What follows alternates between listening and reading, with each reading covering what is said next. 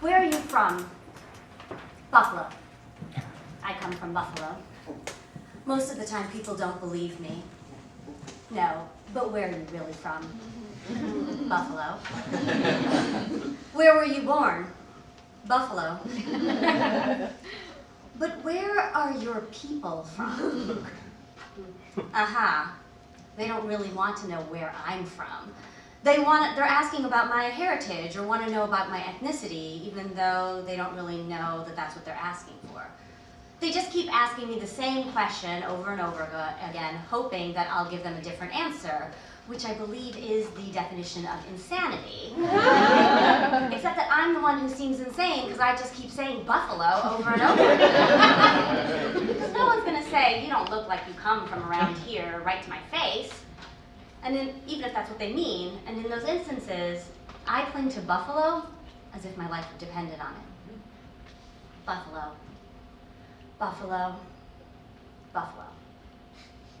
Sometimes people ask me what it was like to grow up in Buffalo.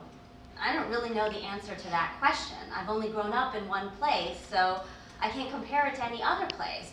It was like growing up wherever anyone else grows up, where everything there seems normal until you leave. For instance, I spent most of my childhood, in a suburb of Buffalo called Clarence. It was a predominantly white suburb, and when I look back now, I realize that my family must have been the first non-white family to move onto our block. I wasn't really aware of those kinds of things then. I was only 6 when we moved, and my mom was 8 months pregnant with my brother. On moving day, I remember that our new house was a complete disaster. The people who lived there before us managed to trash the place between the time when we had viewed it and when we moved in.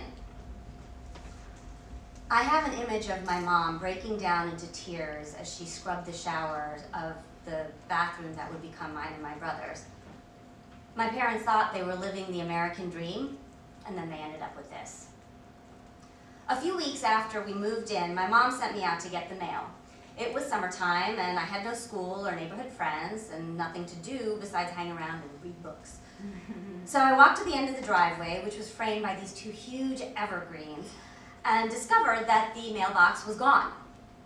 It was sawed off. There were just 2 posts and like a hole where the mailbox had been.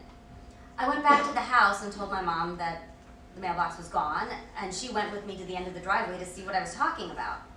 I don't remember what she said or how she looked, but I know my dad came home that night with the new mailbox. Soon it was set up, and everything seemed fine. A week or 2 later, we heard a big bang outside after dark.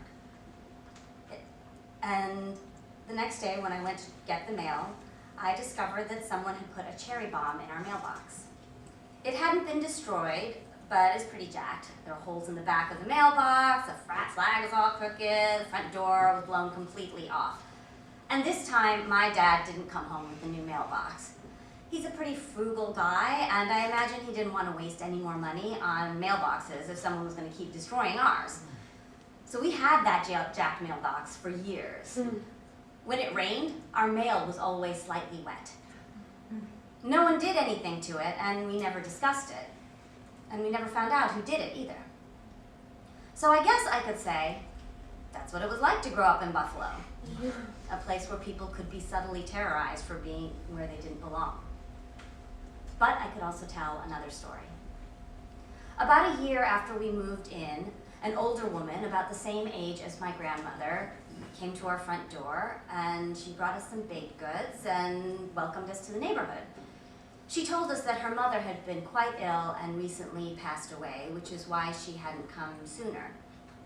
But she lived just on the other side of the block, and she was happy to watch us if my mom ever needed.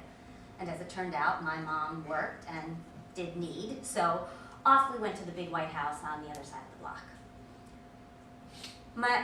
She had grandchildren about the same age as me and my brother, and she suggested that we call her and her husband Grandma and Grandpa, just like all the other kids who hung around her house. Since my brother was a baby, he called her that almost as soon as he could talk, but I held out because it felt strange to call them names that I associated with family. But after after a year of having the school bus drop me off at their house instead of mine and eating dinner with them every weeknight, I started calling them Grandma and Grandpa too. I remember one day, sometime in the 80s, Grandma told me a story about taking my brother grocery shopping. Now, Nandita. Everyone in Buffalo calls me Nandita. You'll never guess how many looks we got at Bell's today when we went shopping. Your brother said, Grandma, can I have some candy? And at the checkout counter, the girl at the register asked if he was really my grandson. And I said, yes! They did treat us like their own. They were at every major event of our childhoods. Dance recitals, Christmas concerts, graduations. We had a door put into our backyard fence so that we could cut through the yard to get to their yard instead of walking around the block. Most kids don't see their grandparents outside of holidays and special occasions, but we saw these grandparents every single day until we went to college. Even after we grew up and moved away, we still felt close to these people who spent their whole lives in Buffalo.